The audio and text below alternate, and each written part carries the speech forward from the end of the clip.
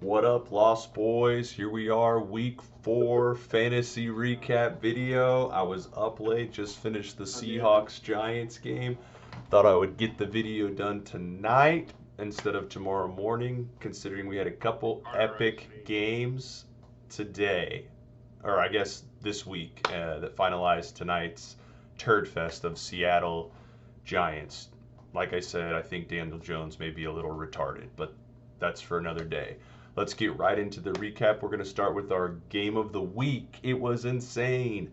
Ryan versus Cass. Cass's team was looking really good. Ryan's team was beat up. He didn't have his first three round picks. Saquon was gone. Jonathan Taylor was gone. Eckler was gone. So Ryan was beat up. I picked Cass to win this game, and he did pretty much everything he could, including getting 45 points from CMC. I don't know if we've ever had a situation in fantasy where someone has a guy that scored 45 points and they lose. Cass just did it. I feel bad for the guy. I mean, he had a great game. He scored 165 points. Um, Herbert did pretty well. Love ended up getting some garbage time on Thursday night, but he needed a decent game from Rashee Rice. He only got him 4, not terrible. His kicker and defense combined for 3, absolutely butchered him. And then Butker on the other end got him 11. That Chiefs had to settle for some field goals. But Ryan on the other hand, I mean, he just had 27 from Fields, 22 from Wilson, 23 from DJ Moore of all people. He got 18 from Scary Terry, who's done nothing all year. Uh, Davis got a touchdown. Swift ended up doing pretty well. So in general, Ryan's team, all of the guys ended up performing, and most of his players had their best games of the year, and that's what happened. Whenever that happens, that's how you beat a team that has a dude score 45 points. I mean, Cass's team's still looking really good. His quarterbacks are pretty good. He has to. I've been saying this for 3 weeks now. He has to find something instead of Madison. Madison just had his best week of the year and scored 10 points. The good news for Cass is Derrick Henry, horse turd hair. He looked kind of back to his normal self this week, so that's good. But Ryan gets a huge dub because Ryan would have been down to 1-3. If Ryan can just stay afloat until his main guys come back from injury, he's going to be super, super scary mid and late season. So Ryan moves up to 2-2. Cass falls to 2-2. It was a really, really close game. Cass couldn't get it from Waller or Metcalf. Started off with the Metcalf touchdown, looked like he was going to get it, and loses by 7 points to a really close game. Next game we're going to talk about was the other crazy close game that came down tonight, except it was the Turd Bowl. Denny versus Pat. They were dueling around 100-ish points going forward. You go into tonight, you had Kenneth Walker versus Geno Smith, and it was close, close, close, close, because Pat had the projections early, and then Geno got hurt, which really, really hurt him. Ken Walker ends up getting a touchdown after the guy got called at the 1 yard line. Pat had to be pissed about that. Then he ends up taking the dub by 10 points, 114 to 104. They both almost, Pat had the lowest score. I think Denny ended up with like the second or third lowest score of the week. But either way, Denny gets his first win of the year. He needed it so bad to stay alive. There's no way you're coming back from 0-4 to make the playoffs. He went all in on the Jets, like I've talked about, but he got a huge game from Lamar this week. Baker is actually looking like a human quarterback, not a corpse. So Baker's looking pretty good. Like I said, Kenneth Walker gets a lot of touchdowns. We'll see. Denny's team, his depth is meh, but Garrett Wilson, he's going to do really well next week. They're going against the Bears defense, which is the worst defense in the league, I'm pretty sure. And, Jamar Chase has got to get rolling eventually. You think something's got to happen. So we'll see if Denny's team can get it rolling. He really needed to win. Pat on the flip side falls to 1-3. This is not what Patty was wanting. His team has gone down to the pooper since the Nick Chubb injury, which was absolutely brutal. ETN isn't doing much for him. Miles Sanders has been pretty much a bust. Zach Moss looks okay, but he's not really. I mean, Pat's doing his best. He needs Tyreek to have those 25, 30-point games to keep him in it this week. Tyreek had 8. That's not going to do it for you. He really didn't get any touchdowns this week. Trevor Lawrence took a dump in London. Geno Smith, like we said, got hurt. It was just a down week for Pat. And to be honest with you, I don't know how much longer he can start Kyle Pitts. That dude is almost droppable right now. So He's a fancy name that does nothing for you. So tough game. Denny gets his first dub. Next game, we'll talk about Josh versus Cal. This game looked really close. Another kind of turd bowl. Josh takes the dub, 113-90. Cal scores the least amount of points in the week. This week, Josh got lucky. His team was really bad this week. He only put up 113 points. Cousins died.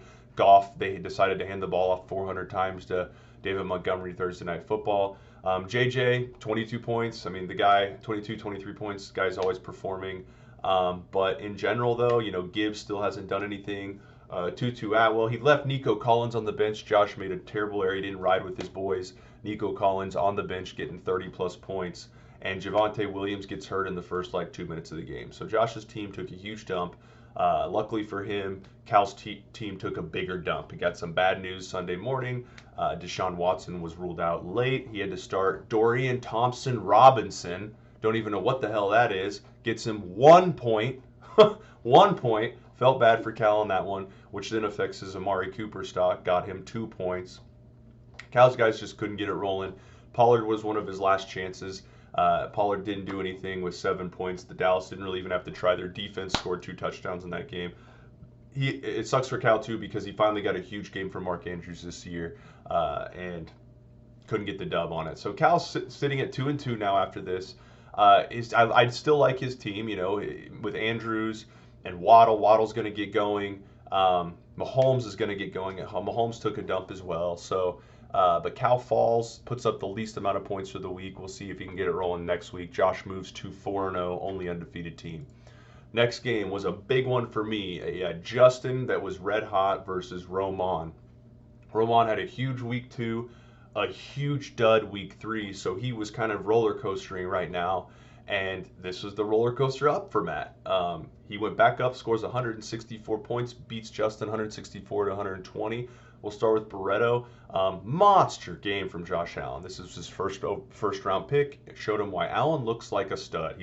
After that weird week 1 against the Jets, Allen's been a dominant dude for the last 3 weeks, carrying Justin. Unfortunately, Justin's second round pick, his 11th overall pick, Mr. Joe Burrow, looks like a dead corpse. So Justin's going to have to decide. He picked up Stroud on the waiver wire this week, was a great pickup. I'm guessing he's probably going to say fuck it and start Stroud over Burrow. Who would have thought that only 4 weeks into the season, but it seems like that needs to happen. Burrow looks terrible. Another bad news for Justin. T. Higgins got hurt. He looks like he's out for at least a couple weeks, and he was pretty much dying anyway with Burrow. He picked up Jacoby Myers. He's getting a lot of targets right now, and Sutton looks like the main guy in Denver instead of Judy, so that's great for him. The Mostert situation looked really, really good earlier in the year, but now Mr. A-Chain's coming around and it's hurting Justin. In general, he just didn't get any points this week. I mean, Justin got 23 points from Pacheco and still barely put up 20 points. So he got 36 from Allen, 23 from Pacheco, but in general, his team in between that is looking a little rough. We'll see if he can get it rolling. Matt on the flip side, I've always liked Matt's team. Anthony Richardson, almost 30 points. The guy didn't even have a good game, but he gets rushing yards and rushing touchdowns. He's a fantasy monster. And then Puka Nacua, once again, 27 points almost. Matt with the Puka pickup to cover his ass on the Cooper Kupp till he comes back. And it's going to be interesting when Cooper Kupp comes back. Does Matt start them both? Does Cooper Kupp take over the Puka role? He's going to have some decisions to make whenever that comes, but might as well ride the Puka train till he can. Keenan Allen, I think, is the number 3 wide receiver in fantasy this year. He's staying healthy. Let's hope he can stay healthy. And Kyren Williams, who would have thought at the beginning of the year Matt's going to ride the Rams offense? Kyren Williams, Puka, Cooper Kupp. Crazy, but it's working. So Matt puts up 164 points. And this is all without Bijan even getting rolling. Arthur Smith, I think Bijan had sex with Arthur Smith's wife. He doesn't let him score touchdowns at all. Once Bijan gets rolling, once he starts to get into the end zone, Matt's team's going to look super scary going forward. So Matt goes to 2-2. Justin falls to 2-2. Last game, ICU, Mr. Tim versus Jay Sweet Chin. And Jace put it on Tim. Beat him by about 36 points. And unfortunately to Tim had a good week. He put up 142 points, which is really good for Tim. I mean, he had 34 points from A.J. Brown. It sucks losing a game when your wide receiver scores you 34. He had 24 from Josh Jacobs. Josh Jacobs finally showing life, so that had to make Tim really happy. Tua couldn't get it rolling in that Bills game. Purdy ended up getting 21. But with Ramondre's looking like a bust this year, unfortunately. He only gets him 5.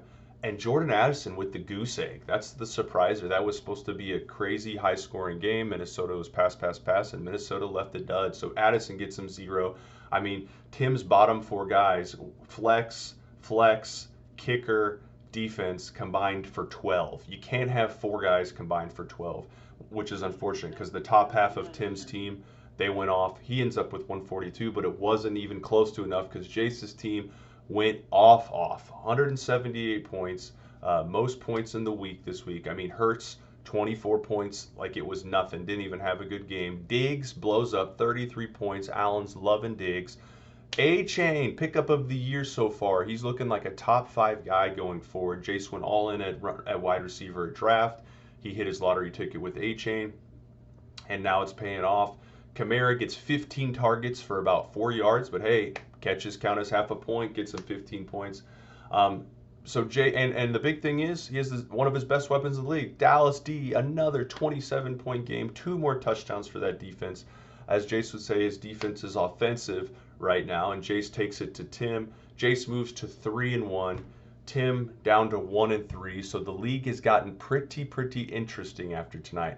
Looking forward, we're going to go to the standings. Josh still, like I said, goes up to 4-0. Jace is right behind him and passes him in points. So Jace is number 1 in points. He's 1 game behind Josh. But like I said, Justin falls to 2-2. Cass falls to 2-2. Cal falls to 2-2. Llama moves up to 2-2. Learning Computer moves up to 2-2. So we got this log jam at 2-2. Pat unfortunately falls to 1-3, and Denny is 1-3. But like I said, every year our league is so tight. Points are king. Jace is sitting pretty with the most points. He's only 1 game back of first place. Josh is now 2 games up on mostly everyone in the league, and he has the 2nd most points. So Goss Bros, Brothers Grimm sitting pretty at the top, but you never know what can happen. Both of them looking strong. Denny needed the win this week. He got it. We're going to start looking into week 5 right now. Big week for everyone. Josh versus Denny. Denny needed the win against Pat. He got it. Can he get the win against the first place team? Josh this week. Denny, like I said, he went all in on the Jets. So Wilson's going to get some points playing against the terrible Bears. Sorry, Pat. No reason to, not trying to be personal or anything, but it's the truth. Unfortunately for Denny Baker, I was praising him earlier. He's on bye this week. By the way, this is the first week of bye, so it's going to be a little bit interesting. First week of bye, so he has to replace Elijah Moore. He has to replace Cleveland D. He has to place his QB. So Denny has a lot of stuff to do.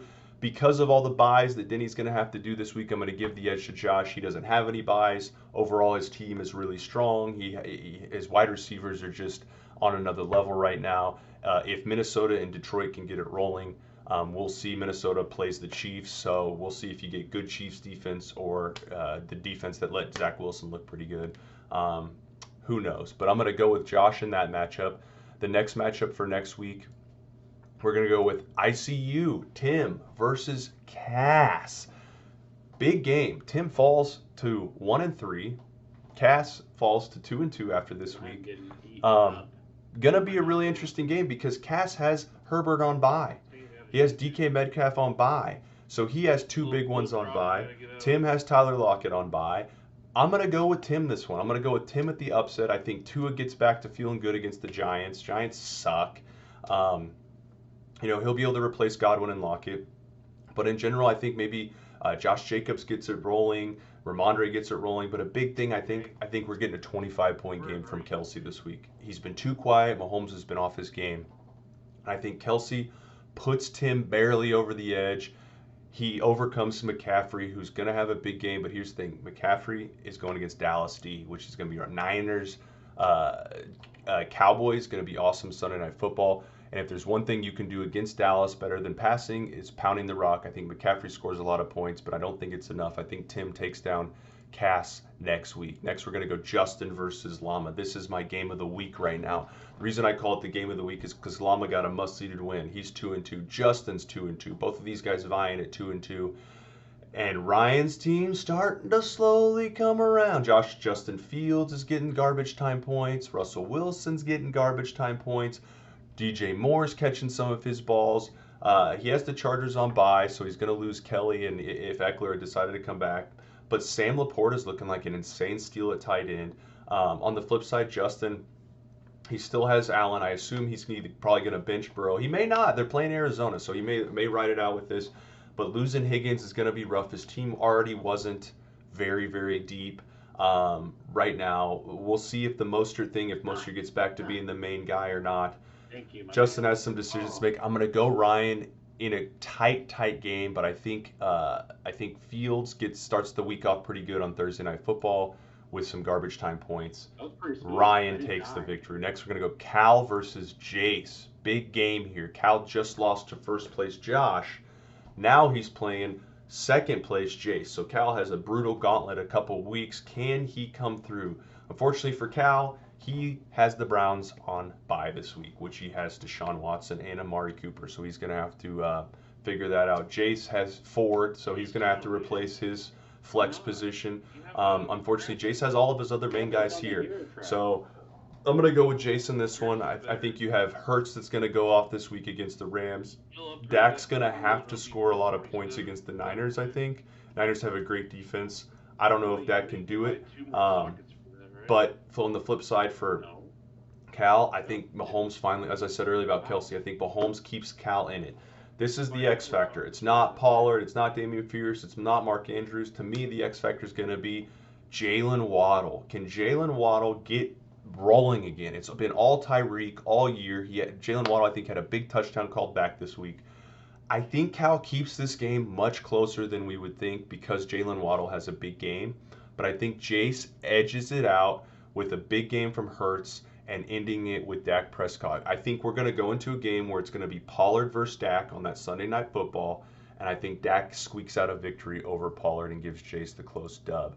And our last but not least game, we got Matt versus Patty. Insanely good game. Excited to watch this one. Pat needs the dub. He's 1-3. Roman got the big dub this week. He's 2-2, but Pat has to get the win. He has some good matchups. Trevor Lawrence is going to have to throw a lot against Buffalo. Bryce Young is going to have to throw a lot against Detroit. Maybe Pat can get some garbage time.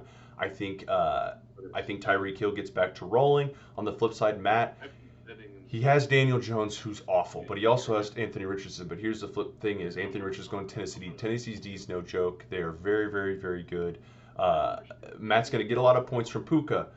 He might be starting Cooper Kupp if he comes back next week. He's technically off of IR. They can bring him back if he wants. I don't know if he is. He might start or he might not.